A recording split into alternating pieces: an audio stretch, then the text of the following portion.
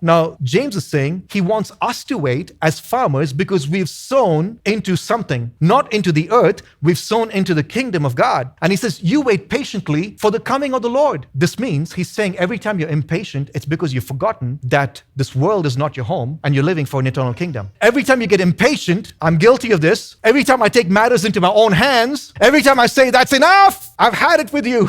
I am trying to make this world the kingdom that I feel like I'm going to eternally be. How many of you have lost your patience because you tried to convince someone about you or what's true about you when they weren't even meeting up with you to be convinced to begin with? Think about the fights that you've had. Think about the misunderstandings in your life. How many times you put your foot down and you said, you know what, I won't have that anymore. Now, I'm not saying we cannot do that, but I'll be doing it with an eternal perspective. Because when we're not doing it with an eternal perspective, you fail to recognize that this world is not your home. And you're just trying to be more comfortable here on this earth, not knowing that tomorrow you might be dead. Then what? James is like Christianity to the max. He's like, listen, man, you establish your hearts for the coming of the Lord is at hand. How many of you, man, are excited for the coming of the Lord? How many of you are really excited for not just like on Sunday morning, be like, yeah, let's make some noise. Woohoo, the coming of the Lord. But how many of you are really ready to leave the world behind to say, Jesus, I'm ready to come home to you? Not in a suicidal way, not in a depressed way, but to really say, Lord, I see the world falling apart. What am I doing fighting for this world? I want to live for your kingdom.